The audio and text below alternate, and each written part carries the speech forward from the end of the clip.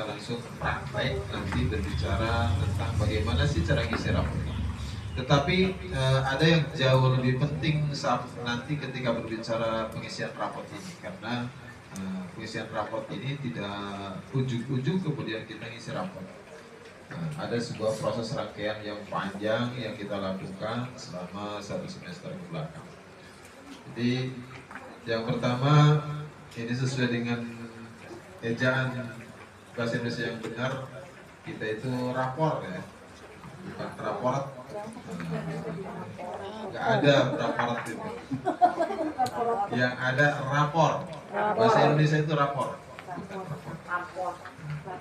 Rapor itu rapor itu bahasa sesuai dengan ejaan bahasa Indonesia yang yang lebih spesifik pada laporan hasil ini siswa, perkembangan murid, itu rapor.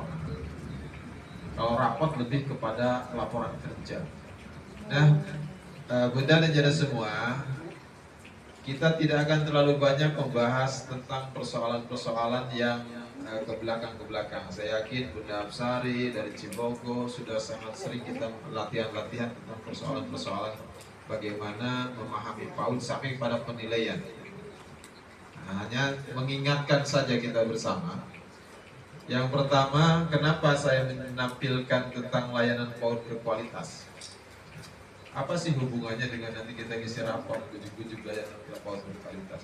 Jadi Bunda dan Janda semua, rapor ini adalah bagian dari sebuah pola teknis bagaimana membangun kita PAUD yang berkualitas.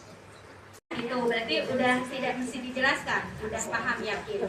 Nah, untuk pertumbuhan nanti beda skala nilainya, jadi bukan KM, SM, dan K, tapi K, C, B. Apa artinya K? Kurang. Cukup dan baik. Baik, terima kasih. Nah, sekarang masuk ke halaman 3. Tapi itu kita lewat dulu. Jadi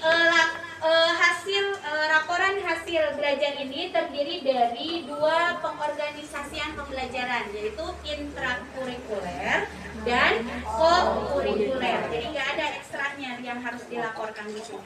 Nah, kita bahas satu-satu. Sekarang intra dulu. Nah, untuk intra berarti skala nilainya yang tadi ya Bun ya, KM, SM, K, kemudian ada K, C, dan B ya. Nah, sekarang masuk ke halaman berikutnya. Berarti halaman berapa? Halaman 4 itu tidak mesti disampaikan ya, tidak dijelaskan, sudah jelas. Nah, sekarang masuk ke halaman 5. Nah, ini laporan asesmen capaian pembelajaran ya. Nah, yang akan kita laporkan itu ada berapa elemen CP Bun? Ada 3. Yang pertama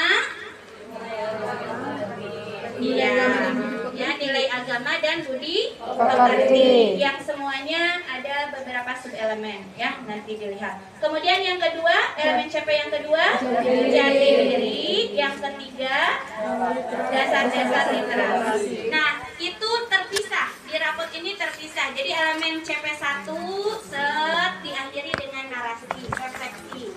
Kemudian elemen CP2 checklistannya diakhiri dengan narasi untuk refleksi ya, dan elemen CP ke-3. Nah, yang pertama dulu Bun, di atas itu sudah bisa diisi ya untuk identitas. Fasenya ada yang japri Bunda, kalau fase itu diisinya apa? Fase fondasi ya, karena untuk PAUD masuk ke dalam fase fondasi. Fase fondasi ya. Nah, kemudian Bunda, ini sebenarnya enaknya rapotnya ada checklist ya. Nah, kalau yang di formal itu langsung deskripsi atau narasi, sehingga kalau yang tidak melakukan proses sebelumnya seperti yang tadi Anda Ade sampaikan pasti akan bingung ya. Nah, menjawab kebingungan Bunda, kalau proses yang tadi belum dijalani, Bunda ikuti prosesnya di sini. Yang pertama, Bunda isi checklist. Ya, isi checklist dulu, jangan langsung ke narasi dulu. Isi checklist dulu. Ini checklist ini berisi ya target capaian pembelajaran yang diamanahkan oleh pemerintah untuk kita. Ya. yang harus diajarkan ke peserta didik ya, ke murid kita. Nah, nanti di sini kan tidak seperti tahun kemarin dipisah untuk usia 2, 3 ini, 3, 4 ini, 4, 5 ini. Karena sekarang fasenya satu fase fondasi, maka disatukan 2 sampai 6. Di sini 2 sampai 6, Bun. Yang direkomendasikan PW 2, usia 2 sampai 6, ya. Nanti Bunda pilah dan pilih. Misalkan Bunda memegang usia 2 sampai 3. Bunda memegang usia 3 sampai 4, 4 sampai 5, 5 sampai 6 misalkan. Bunda tidak mesti mengisi checklistan semua, ya. Dicari ya CP-CP atau TP-TP yang memang sudah distimulasi ke anak. Gitu. Ya, jadi dari ini nih, misalkan dari CP elemen CP1 ini maksudnya ya Bun, ini maksudnya sub elemen CP, yang dicetak tebal itu TP, yang di bawah itu ATP. Jadi enaknya punya rapot ini, sebenarnya Bunda udah jadi punya perencanaan pembelajaran lingkup satuan. Ya. Nah nanti Bunda checklist sesuai skala nilai dari masing-masing anak, ya. Mana yang sudah distimulasi ke anak? Kalau yang belum berarti tidak usah diisi. Ya, paham ya Bun? Nah, baru setelah Bunda mengisi checklistan, baru Bunda berpikir ke ya refleksi. Bunda menarasikan, ya, yang di bawah ya. Cuman ini sayang ya, yang untuk elemen CP1 sangat sempit gitu ya. Ya. Nah, rumusnya ini Bun. Nah, baru masuk ke rumus yang ini. Jadi apa yang harus diisikan oleh Bunda di kolom refleksi ini? Berarti Bunda mencari. Misalkan Bunda untuk rapot ini misalkan namanya Jifara. Ya. Bunda mencari dari kemampuan nilai agama dan budi pekerti, Jiva yang paling unggul dari checklistan yang banyak tadi mana? Misalkan kelebihannya dalam mempraktekkan ibadah sehari-hari, misalkan dalam berdoa, hafal semua doa, misalkan, ya. Maka tuangkan di deskripsi atau narasi itu dengan satu kelebihan plus bukti. Buktinya, misalkan, Masya Allah, Ananda Jifara memiliki kemampuan yang sangat baik dalam, misalkan ya, melafalkan doa-doa harian. Di antaranya sebutin, misalkan ya, salah satunya, atau beberapa lah gitu ya, yang sulit misalkan. Nah, itu kelebihannya kan. Nah, baru sampaikan kekurangan. Nah, pandai dalam melafalkan, tapi dalam misalkan menunjukkan rasa bersyukur kepada Allah, misalkan kurang. Bunda cari aja dari yang checklistan tadi mana yang kurang gitu ya. Mana yang kurang dari checklist. Jadi Bunda harus berdasar dari checklistan yang tadi. Dilihat mana yang paling lebih nih di anak ini. Tuangkan yang pertama, yang lemahnya apa? Oh, misalkan lemahnya dalam menunjukkan perilaku bersyukur. Nah, maka narasikan di situ. Namun, misalkannya jangan pakai namun, bagusnya ya. Dalam hal, pakai koma aja, titik koma. Dalam hal, ya.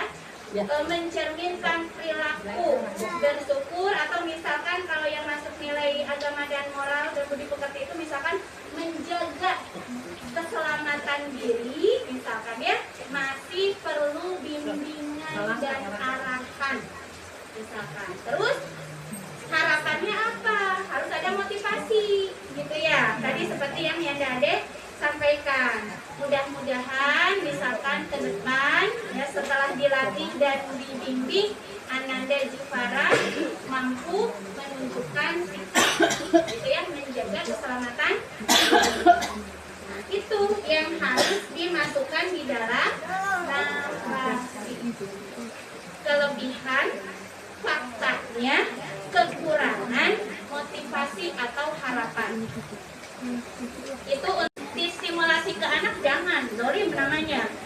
Bunda belum mengajarkan tapi anak harus sudah dinilai kan zolim. Ya, itu yang sudah diajarkan juga belum tentu bisa anak saya karena berproses, apalagi yang belum. Ya, di checklist ya, nanti Bunda cari lagi mana yang menjadi kelebihan dari anak tersebut di elemen CP2. Misalkan tadi ya masih Jifara, kelebihannya itu kalau CP2 misalnya Bunda cari coba apa elemen CP2 kira-kira yang dominan anak lebih di situ. Boleh bebas aja, sebutin aja Bu. CP2 itu jati diri ya. Apa misalkan Ananda Jifara memiliki kemampuan dalam mengenal identitas diri dan keluarga, misalkan ya, mampu menyebutkan nama, ya namanya, ya, dan misalkan saudaranya yang berjumlah 10 orang, misalkan itu ya. Nah, itu ditulis ya kelebihannya, ya, dengan faktanya disebut lebih faktanya apa gitu ya. Harus ditulis di situ di narasi itu. Kemudian kekurangannya apa? Bunda kalau nggak ada kekurangan harus dipaksakan ada ditulis di narasinya.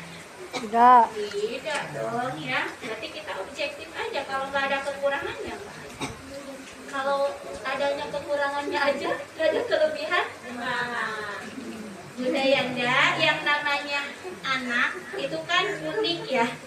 Kemudian sunatullah, selain memiliki kekurangan, pasti memiliki Kelebihan. itu suatu kepastian, sebuah keniscayaan ya. Bunda cari aja, sok ada pasti kelebihan anak tersebut. Ya, gitu. Misalkan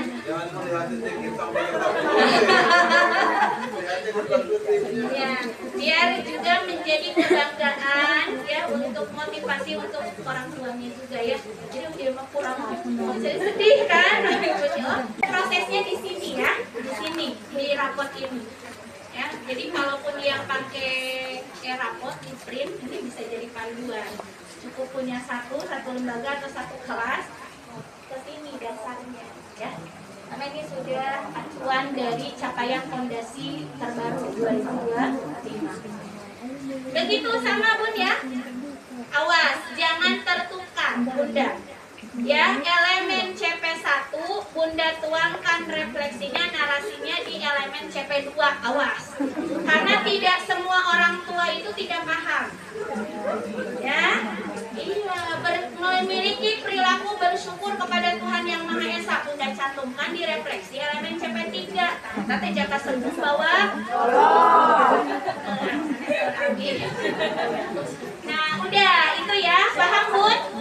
Coba kemudian masih intra ya untuk capaian nilai perkembangan intrakurikuler sampai sana.